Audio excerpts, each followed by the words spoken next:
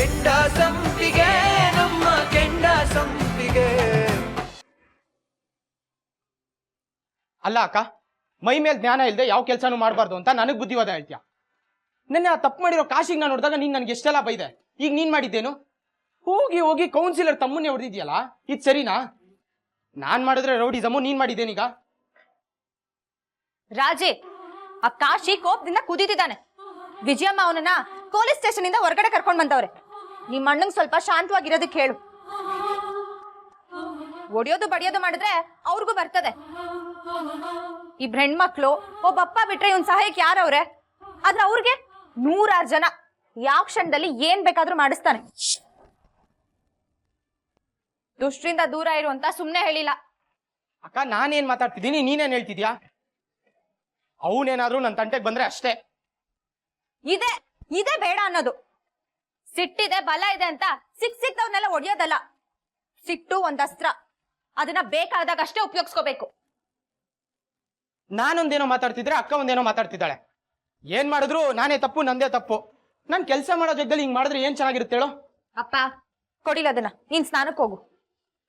ಸರಿ ಕೌನ್ಸಿಲರ್ ಅದಕ್ಕೆ ಜೊತೆ ಜಗಳ ಮಾಡ್ಕೊಂಡು ಈಗಿದು ಸಾಲ್ದು ಅಂತ ಕೊಳಾಯಿ ನೀರಿಲ್ಲ, ಪರಿಹಾರ ಕೊಟ್ಟಿಲ್ಲ, ಅದು ಇದು ಅನ್ಕೊಂಡು ಅಕ್ಕ ತೊಂದರೆ ಮಾಡ್ತಿದ್ದಾಳೆ ಅಂತ ಅವ್ರ ಮನೆಯವ್ರು ಅನ್ಕೊಂಡಿದ್ದಾರೆ. ಅವ್ರೇನಾದ್ರು ಮಾತಾಡಿ ನಾನೇನಾದ್ರು ಅಂದು ಅಣ್ಣನ್ ಸಂಘ ಬಿಟ್ಟೋದ್ರೆ ಏನ್ ಗತಿ? ಬಿಟ್ಟೋದ್ರೆ ಬಿಟ್ಟೋಗುತ್ತೆ ಬಿಡು. ಆಗ್ಲಾದ್ರೂ ಚೆನ್ನಾಗಿ ಓದಿ ಪರೀಕ್ಷೆನ್ ಪಾಸ್ ಮಾಡುವಂತೆ.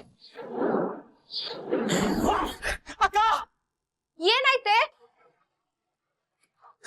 ಏ ರಾಜಿ, ನೋಡ್ಕೊಂಡು ತಗೊಂಡೋಗೋದಲ್ವೇನೆ? ಮೈ ಮೇಲೆ ಒಂಚೂರು ಪ್ರಜ್ಞೆ ಇರಲ್ಲ ಕಣೆ ನಿನ್ಗೆ. ಅಯ್ಯೋ ದೇವ್ರೆ, ತುಂಬಾ ನೋವಾಗ್ತಿದ್ದೇನೋ ರಾಜೇಶ. ಕುದಿಯೋ ನೀರೇ ಚಲ್ಬಿಟ್ಟಿದ್ಯಲ್ಲ, ಏನ್ ಮುಖ ನೋಡ್ತಿದ್ಯಾ? ಹೋಗ್ ಮುಲಾಮ್ ತಗೊಂಬಾ. ಇರು ತರ್ತೀನಿ. ಯಾಕಂಗ್ ಬೈತೀಯ? ದೀಪದ ಕಡ್ಡಿ ತಾಗಿದ್ರೇನೆ ಜೀವ ಹೋದಂಗಾಗುತ್ತೆ, ಅಂತಿದ್ರಲ್ಲಿ ಕುದಿಯೋ ನೀರು. ತುಂಬಾ ನೋವಾಗ್ತಿದ್ದೇನೋ ರಾಜೇಶ. ಅಪ್ಪ, ನೀನೇನಪ್ಪ ನಗ್ತಿದ್ಯಾ? ಇವನ್ ಕಾಲ್ ಸುಟ್ಟೋಗಿದೆ, ಇಲ್ಲಿ ನಿಂಗೆ ನಗು ಬರ್ತಿದ್ಯಾ? ಅದಕ್ಕಲ್ಲ ಕಣವ, ಇವನು ಕಾಲ್ ಮೇಲೆ ಕುದಿಯೋ ನೀರು ಬಿದ್ದೆಟ್ಗೆ ಅಕ್ಕ ಅಂತ ಕೂಗ್ತಾನೆ.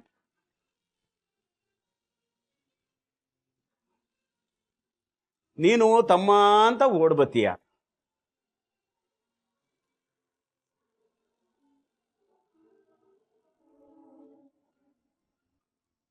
ಆ ರಾಜಿ ತಪ್ಪಿಲ್ದೆ ಇದ್ರು ಅವಳ ಮೇಲೆ ರೇಗ ಆಡ್ತೀಯ.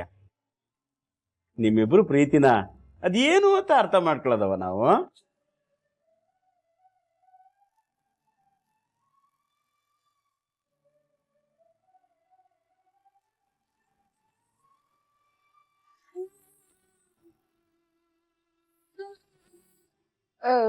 ರಾಜಿ, ಮುಲಾಮ್ ಸಿಗ್ಲಿಲ್ವೇನೆ? ಅಪ್ಪ, ನಾನೋಗ್ ಮುಲಾಮ್ ತಗೊಂಡ್ಬರ್ತೀನಿ, ನೀನ್ ಹಚ್ಚು ಅಂತ ಇರು.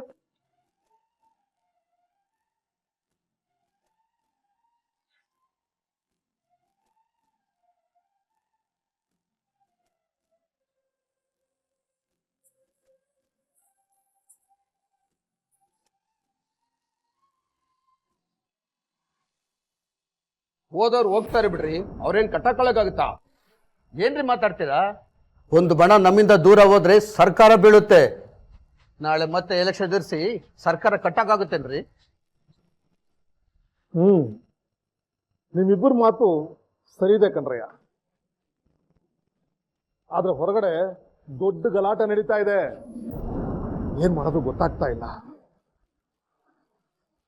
ನಮ್ಮ ಬಣದ ಶಕ್ತಿ ದೊಡ್ಡದಿಲ್ಲ ಅಂತ ಇನ್ನೊಂದು ಬಣದವರು ಮಾತಾಡ್ಕೋತಾ ಇದ್ದಾರೆ. ಈ ಸುಳ್ಳು ಪ್ರಚಾರ ನಾಳೆ ನಮ್ಗಳಿಗೆಲ್ಲ ಸಮಸ್ಯೆ ತರಬಹುದು. ಈ ರೀತಿ ಆಗ್ಬಾರ್ದು ಅಂದ್ರೆ ನಮ್ ಶಕ್ತಿ ಏನು ಅಂತ ತೋರಿಸ್ಬೇಕು ಸರ್. ಒಂದ್ ದೊಡ್ಡ ಪ್ರತಿಭಟನೆ ನಮ್ ಕಡೆಯಿಂದ ಆಗ್ಬೇಕು. ಯಾರಪ್ಪ ನೀನು? ಸರ್, ಒಳಗೆ ಹೋಗ್ಬೇಕಾಯ್ತು. ನಿನ್ನಂಗೆಲ್ಲ ಒಳಗಡೆ ಬಿಡಕ್ ಆಗಲ್ಲ ರೀ. ನಮ್ಮ ಹುಡುಗ ಸರ್, ಬಾರಾಜೇಶ. ಇದು ದೊಡ್ಡವ್ರ ಮೀಟಿಂಗು, ಸಣ್ಣ ಪುಟ್ಟ ಕಾರ್ಯಕರ್ತರನ್ನ ಒಳಗಡೆ ಬಿಟ್ಕೊಳ್ಳೋದಿಲ್ಲ. ಇವನ್ ನನ್ ಬಲ್ಗೈ ಬಂಟ ಸರ್, ತೊಂದರೆ ಏನಿಲ್ಲ.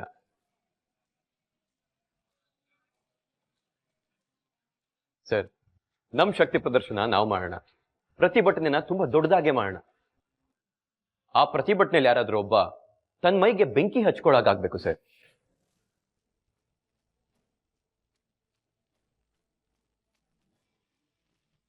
ಏ ತೀರ್ಥ, ಏನ್ ಮಾತಾಡ್ತಾ ಇದೀಯಾ? ಬೆಂಕಿ ಹಚ್ಕೊಳ್ಳೋದಾ? ಬೆಂಕಿ ಹಚ್ಕೊಳ್ಳೋದು ಅಂದ್ರೆ ನಿಜವಾಗ್ಲೂ ಬೆಂಕಿ ಹಚ್ಕೊಳ್ಳೋದಲ್ಲ ಸರ್. ಬೆಂಕಿ ಹಚ್ಕೊಳ್ಳೋ ತರ ನಾಟಕ ಮಾಡೋದು, ಅವ್ರು ಹೆದರ್ಸೋದಷ್ಟೇ. ನಮ್ ಕಾರ್ಯಕರ್ತನ ಕೈಯಲ್ಲಿ ನೀರಿನ ಕ್ಯಾನ್ ಇರುತ್ತೆ. ಆ ನೀರಿನ ಕ್ಯಾನ್ ಅವನ್ ಮೈ ಮೇಲೆ ಸುರ್ಕೋತಾನೆ. ಅಕ್ಕಪಕ್ಕದಲ್ಲಿರೋ ನಮ್ ಹುಡುಗರೇ ಅವನ್ನ ಕಾಪಾಡ್ತಾರೆ. ಆ ಸುದ್ದಿ ಎಲ್ಲಾ ಚಾನೆಲ್ ಅಲ್ಲೂ ಬ್ರೇಕಿಂಗ್ ನ್ಯೂಸ್ ಆಗಿ ಬರುತ್ತೆ.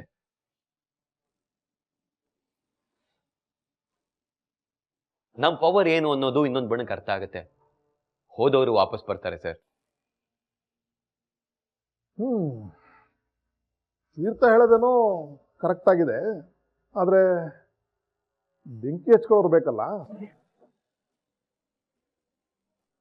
ಸಾಹೇಬ್ರೆ, ಅಕಸ್ಮಾತ್ ಮೀಡಿಯಾದವ್ರಿಗೋ ಪತ್ರಕರ್ತರಿಗೋ ಅದು ನೀರು ಅಂತ ಗೊತ್ತಾದ್ರೆ ಅಷ್ಟೇ, ನಮ್ಮನ್ನ ಹೊರದು ಮುಕ್ಬಿಡ್ತಾರೆ. ಆಮೇಲೆ ನಾವು ಹೀರೋ ಆಗಕ್ಕೋಗಿ ಜೀರೋ ಆಗ್ಬಿಡ್ತೀವಿ ಅಷ್ಟೇ. ಕರೆಕ್ಟ್, ಆಂಜನಪ್ಪ ಹೇಳ್ತಾ ಇರೋದು ಕರೆಕ್ಟ್ ಆಗಿದೆ. ಹಾಗಾದ್ರೆ ಬೆಂಕಿ ಹಚ್ಕೊಳ್ಳೋವರೆಗೂ ಎಲ್ಲ ರಿಯಲ್ ಆಗೇ ಇರಲಿ. ಬೆಂಕಿ ಹತ್ಕೊಂಡಿದ್ ಕೂಡಲೇ ಇಮ್ಮಿಡಿಯೇಟ್ ಆಗಿ ನಮ್ಮ ಹುಡುಗರು ಕಾಪಾಡಿದ್ರೆ ಹೇಗಿರುತ್ತೆ? ಸರ್, ಅದು ತುಂಬಾ ರಿಸ್ಕ್ ಆಗ್ಬೋದು ಸರ್. ತೀರ್ಥ, ರಿಸ್ಕ್ ತಗೊಳ್ದೆ ಯಾವ ಕೆಲಸನೂ ಆಗೋದಿಲ್ಲ. ಒಂದ್ ವೇಳೆ ಬೆಂಕಿ ಹತ್ಕೊಂಡ್ರು ನಿಮ್ಮವ್ರು ಇರ್ತಾರಲ್ಲ, ಕಾಪಾಡ್ತಾರೆ, ಏನೂ ಆಗೋದಿಲ್ಲ ಬಿಡು. ಸರ್, ಆದ್ರೂ ಅದು ತೀರ್ಥ, ಇವ್ರು ಹೇಳೋದು ಸರಿ ಇದೆ, ಆದ್ರೆ ಬೆಂಕಿ ಹಚ್ಕೊಳ್ಳೋ ದಮ್ಮಿರೋ ಹುಡುಗ ಸಿಗ್ಬೇಕಲ್ಲ. ಅದಕ್ಕೇನು ಸರ್, ದುಡ್ಡು ಕೊಟ್ಟಿವಿ ಅಂದ್ರೆ ಯಾವನಾದ್ರೂ ಬರ್ತಾನೆ. ಬೆಂಕಿ ಹಚ್ಕೊಳ್ಳುವವ್ರಿಗೆ 1 ಲಕ್ಷ ರೂಪಾಯಿ ಕೊಡ್ತೇವೆ ಅಂತ ಹೇಳಿದ್ರೆ ಆಯ್ತು.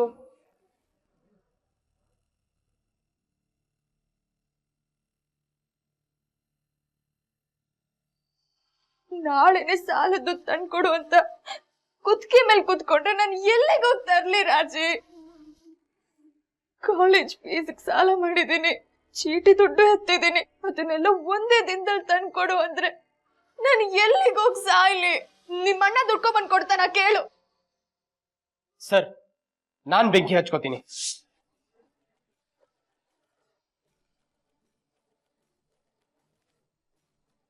ರಾಜೇಶ, ಏನ್ ಮಾತಾಡ್ತಾ ಇದೀಯ ನೀನು? ನೀನ್ ಆಚೆ ಇರು. ಅಣ್ಣ, ಇದು ಬರೀ ನಾಟಕ ಅಲ್ವಾ? ನಾನ್ ಬೆಂಕಿ ಹಚ್ಕೋತಿದ್ದಾಗೆ ನೀವೆಲ್ರೂ ಬಂದು ನನ್ನ ಕಾಪಾಡ್ತೀರಾ. ನಿಮ್ಗೋಸ್ಕರ ನಾನ್ ಪ್ರಾಣ ಬೇಕಾದ್ರೂ ಕೊಡ್ತೀನಣ್ಣ.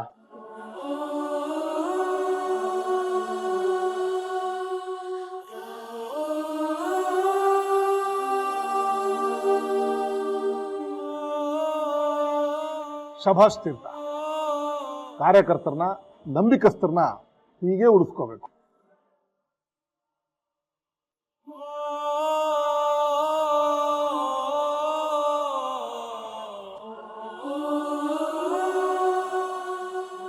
ಒಂದೇ ಮಾತಿಗೆ ನಿನಗೋಸ್ಕರ ಜೀವ ಕೊಡ್ತೀನಿ ಅನ್ನಲ್ಲ, ಇವನು ಮಾಡ್ತಾನೆ, ಖಂಡಿತ ಮಾಡ್ತಾನೆ.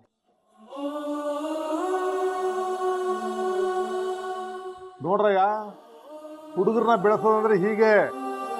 ನೀನು ಲಕ್ಷ ಕೊಟ್ರೆ ಬರ್ತಾರೆ ಅಂತೀಯ, ಆದ್ರೆ ತೀರ್ಥ ಪ್ರಾಣ ಕೊಡುವಂತ ಹುಡುಗರನ್ನ ಜೊತೆಲಿ ಇಟ್ಕೊಂಡು ಬೆಳೆಸ್ತಾ ಇದ್ದಾನೆ. ಇದು ಕಣೆ ನಾಯಕತ್ವ ಅಂದ್ರೆ.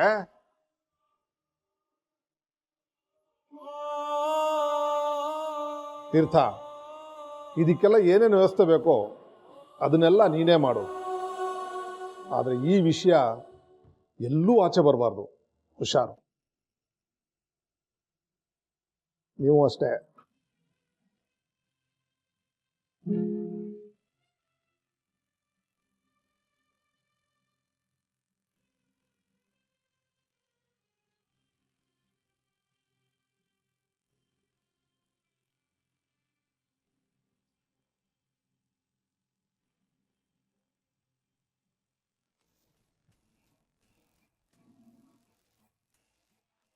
ಯಾವನ್ ಎಷ್ಟೆಷ್ಟು ಬಡ್ಡಿ ಕೊಡ್ಬೇಕೋ ಎಲ್ಲ ಲೆಕ್ಕ ಹಾಕು.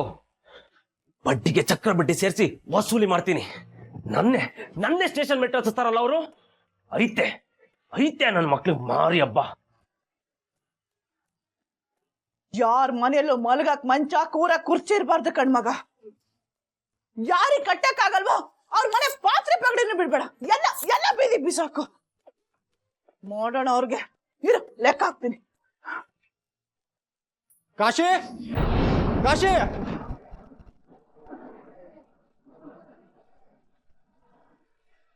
ಕಾಶಿ. ಯಾಕ್ಲಾ ಏನಾಯ್ತು? ಎದುರು ಬೇಡ ಹೇಳು. ನಮ್ಮ ಕಾರ್ಪೊರೇಟರ್ ಶಂಕರಣ್ಣ ಕಡೆಯಿಂದ ಒಂದು ಬೆಂಕಿ ಸುದ್ದಿ ಬಂದಿದೆ. ಪಕ್ಷದ ವಿಚಾರವಾಗಿ ಪ್ರತಿಭಟನೆ ಮಾಡ್ತಿದಾರಲ್ಲ, ಅದರಲ್ಲಿ ಆ ಸುಮನ ತಮ್ಮ ರಾಜೇಶ್ ಮೈಕ್ ಬೆಂಕಿ ಹಚ್ಕೊಳ್ಳೋ ನಾಟಕ ಮಾಡ್ತಿದ್ದಾನಂತೆ.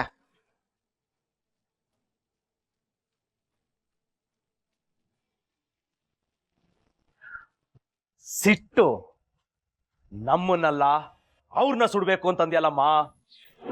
ನಿನ್ ಮಾತು ಆ ದೇವ್ರಿಗೂ ಕೇಳಿಸ್ಬಿಡ್ತು ಅನ್ಸುತ್ತೆ.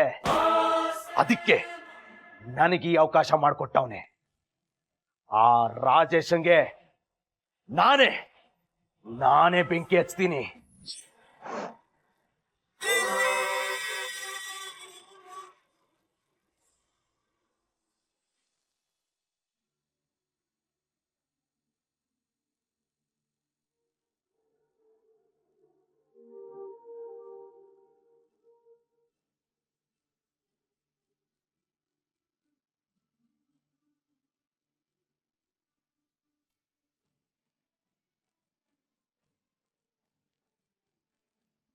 ಒಲೆ ಮೇಲಿಂದ ಪಾತ್ರೆ ಇಳಿಸ್ಬೇಕಾದ್ರೆ ಒಂಚೂರು ನೀರ್ ಸಿಡಿದ್ರೇನೆ ಉರಿಯುತ್ತೆ. ಪಾಪ ಅಷ್ಟು ಕುದೀತಿರೋ ನೀರು ಕಾಲ್ ಮೇಲೆ ಬಿದ್ದೋದು ಎಷ್ಟು ನೋವ್ತಿದ್ಯೋ.